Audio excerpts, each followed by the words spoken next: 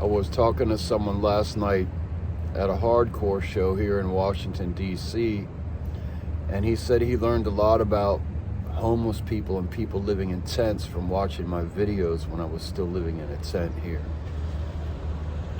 And it was interesting for him to say that to me. And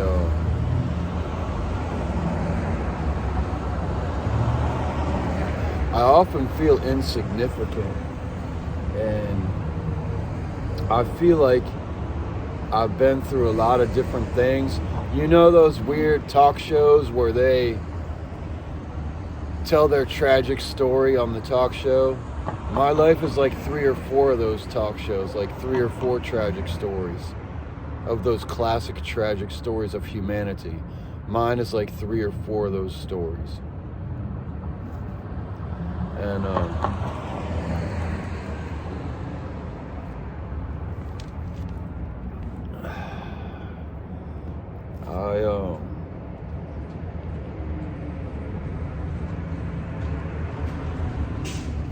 I guess that's why I try to make the videos that I make, so people can learn about what people go through, or to see the things I've seen, like when I record music or other events. It's so other people can see them who could not attend or who might be interested, and or to relate the music that I've enjoyed my whole life when I record a band. And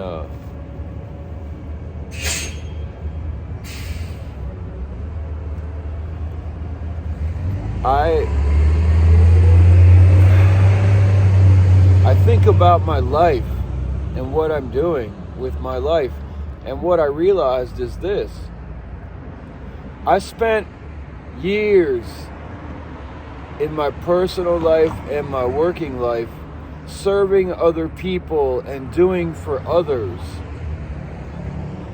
And when I fell down, I kind of was like waiting, who's gonna help me? Who's gonna do what I did for other people my whole life? Who's gonna do that for me? And you know what I found out? All my family and friends turned their backs on me.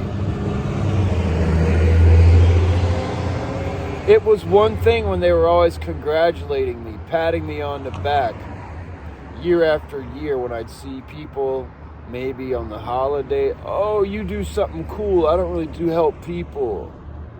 And then the fuck happens. Then when I fall down, instead of people giving me a hand up or remembering what I had done for all the people in my work and in my personal life, they all turn their backs on me.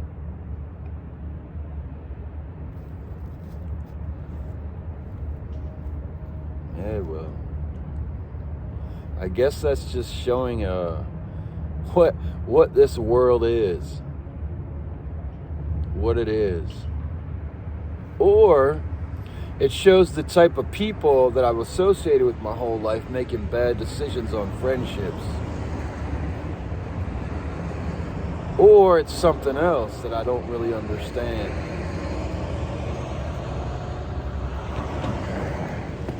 I'm always asking myself, why am I here on planet Earth? And I pray to the higher power, the simplest term for me to call God. Why did you put me here on this planet? Am I here for myself or for other people? I think I'm here for other people for the benefit of all. I think I'm a bridge maker and a connection maker.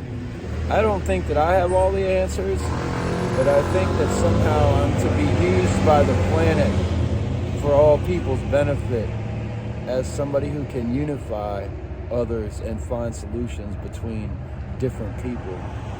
And that's why I think I'm here on planet Earth, is to help the greater good. So, why are you on planet Earth?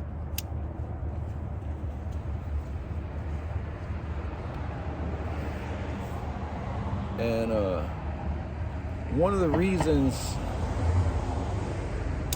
that I'm here on planet Earth was to return to Washington, D.C., the area where I grew up, and see what goes on here and figure out how to figure things out in Washington, D.C. And now I've realized in order to do that, I have to be able to go out at night and still wake up in the morning. Because I went out last night, and I don't drink alcohol, but I slept till like after 1 o'clock today.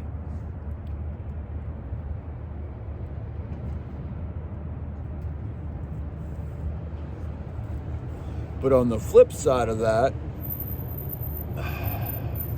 I went to a hardcore show last night, and I was in the pit for all 4 bands. My arm is sore. Me and this dude hit forehead to forehead in the pit. Bow! Like, also somebody's fucking teeth hit me in the top of the head right here. I thought I was going to be gushing blood, but I wasn't. But it was a lump last night. Now it's just like a little thing. So, and I haven't been to a hardcore show in a long time. And I'm kind of like a scarecrow. I'm not thick and strong. And motherfucking some of them motherfuckers are like, ugh, strong ass, like doing fucking spin kicks and fucking cartwheels, and your feet get hit you in the face and shit. You're like, whoa. So like, if you've never been to that in reality, you should go to a hardcore show, even if you don't like the music. I love the music, and I've loved it since my childhood in the 1980s here in the Washington, D.C. area, growing up in the suburbs in Virginia. But I'm telling you, if you've never seen that in real life, been to a hardcore show, you should check it out. People aren't necessarily trying to hurt people, but you have to be alert. So it's teaching you to be alert people rather than being hurt people. And so I met some motherfuckers last night. There's another hardcore show this evening. It's Sunday. I missed church today. That's not good, but it's okay. And so what I'm going to do is I'm going to go cook some rice and some lentils, and then I'm going to go out again and go to another hardcore show tonight. I'm just going to try and maintain my easy and not go in the pit. It's difficult for me because I love to do that. Ah, well.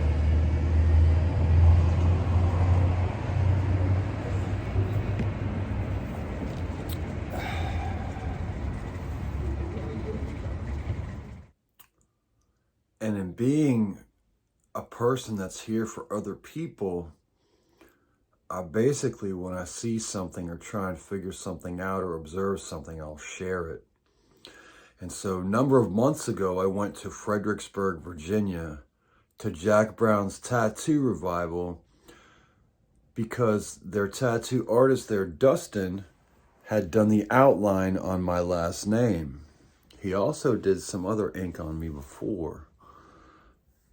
But when I left Jack Brown's tattoo, that's what I left with.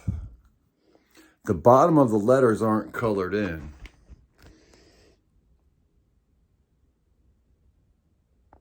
And he put a little bit of other color in there, but not what I had asked him to do. And I felt weird when I left there. Like, really weird. And after thinking about it for months, well, for some reason, he didn't do the job that I hired him to do. And I think he wanted me to come back to get more ink in me. Now, I've heard that people step on ink, meaning they put drugs in the ink. And I do remember feeling real strange and real weird when I left there. And I remember him saying to his friend, spread the gospel, whatever that means. And I remember before I left, I reached into my sack of cannabis and grabbed like a handful and was like, here you go, man. Why would I do that? Why wasn't this fully colored in? It's not. It's difficult to see in this light, but when I got my knuckles done, I didn't go back to Fredericksburg, Virginia, to Dustin at Jack Brown's Tattoo Revival. Now, the owner, Kenny, died about 2 years ago. Now, if these guys are involved in putting drugs in people's ink, like I think they did to me, sorry if I'm wrong, then maybe they taught Kenny a lesson about who he was, that he's a tattoo shop owner, and he's not a straight up whatever these folks are, like evil gang, thug, monsters, whatever fucking human, people who prey on other humans. And so they might have killed Kenny. You know, like in South Park, who killed Kenny? Well, someone killed Kenny. And then Dustin, I think, took over the shop. So Dustin probably knows who killed Kenny. Of course, that's only if Kenny was poisoned in his drugs and he died. And they do a tattoo benefit thing every year, tattoos for the community. So I can only imagine when everyone's coming to get in their tattoo and some evil Peckerwoods from the Fredericksburg, Virginia community wink at one of the tattoo artists, and they take their little ink from here and they reach over here and grab their ink from over there and go, and then they see if the person acts stunned or affected when drugs are entered into their system via tattoo ink. Because some people don't notice it because they're on meds that are the same thing as drugs, medications from doctors, or some people have had their cannabis stepped on or other pills or drugs stepped on by the people in the community. And so they're trying to figure out who's had what, who does what, and who reacts to what, who likes what, who doesn't like what, because it could be more than one different substance that you would put into tattoo ink.